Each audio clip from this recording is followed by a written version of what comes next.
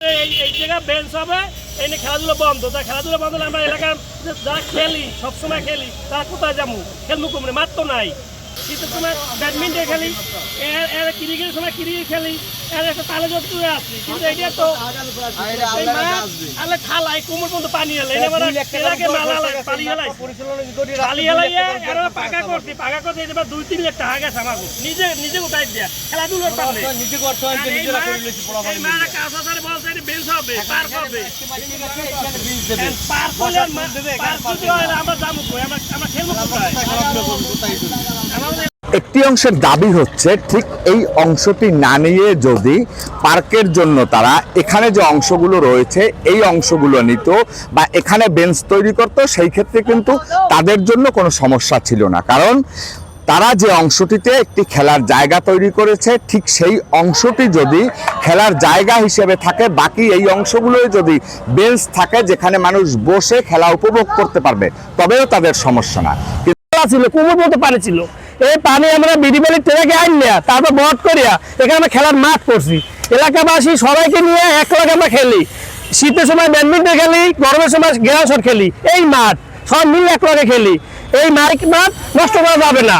এইখানে মাঠে বিভিন্ন জায়গার লোকজন আসে, এখানে দেখা যায় মাদক দ্রব্য এই জায়গা শোভন করতে, এই সেইটা আমরা পুলিশের একটা আছে বক্স আছে, ওইখানে বসে মাদক দ্রব্য শোভন করতো। তারপরে এই রোডসের এইখানে একটা ই করলো, এই ব্রিজ করছে, অযথা এখানে দরকার হয় না।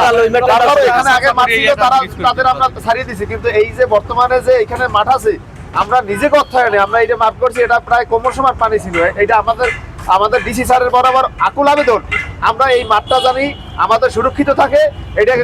এইটা তাদের ডিসি স্যারের বরাবর এইটা আমাদের আকুল আবেদন, এটা আর কিছু না। কিন্তু পৌর প্রশাসকের দাবি এই অংশটিতেই তারা একটি বেঞ্চ তৈরি করবে আর এখানেই বসবে সাধারণ পথচারী সহ একটু ক্লান্ত শরীরে বিশ্রাম নেওয়া মানুষগুলো। আর এজন্যই এই অংশটি যাতে নষ্ট না হয়, এজন্য পৌর প্রশাসকের প্রতি এবং ঝালকাঠি জেলা প্রশাসকের প্রতি দাবি এলাকাবাসীর যাতে এই অংশটি নষ্ট না করে, তারা ঠিক এই অংশটিতে তাদের সেই কাঙ্ক্ষিত বেঞ্চগুলো বসানোর জন্য নির্ধারিত স্থান হিসেবে ঠিক করা হয়। বলতে চাচ্ছি যে আমাদের এই খেলার মাঠটা রাইখা অবশিষ্ট যে জায়গায় আছে এই জায়গায় বেঞ্চগুলো করুক। যেহেতু এটা সরকারি জায়গা, আমরা আমাদের নিজের অর্থায়নে আমরা নিজেরা মাঠটা পরিচালনা করে গেছি। যেহেতু আমাদের কোনো মাঠ নাই, আমাদের 3 নম্বর ওয়ার্ডে কোনো মাঠ নাই, কিন্তু আমরা সবাই মিলে এখানে খেলাধুলা পরিচালনা করি। তারপরে তারা আসলে ক্লান্ত বিকেলে আসিয়া তারা ওই অবশিষ্ট জায়গায় বসাইয়া ওখানে বসে আমাদের খেলাটাও তারা উপভোগ করতে পারবে, যদি মাঠটা এখানে আমাদের রাখে। ঠিক আছে, এটাই আমাদের কাছে তার কাছে আমাদের দাবি, আমাদের মাঠটা অবশিষ্ট রাখিয়া অন্য যে জায়গা আছে ওই জায়গায় তারা বেঞ্চগুলো করুক।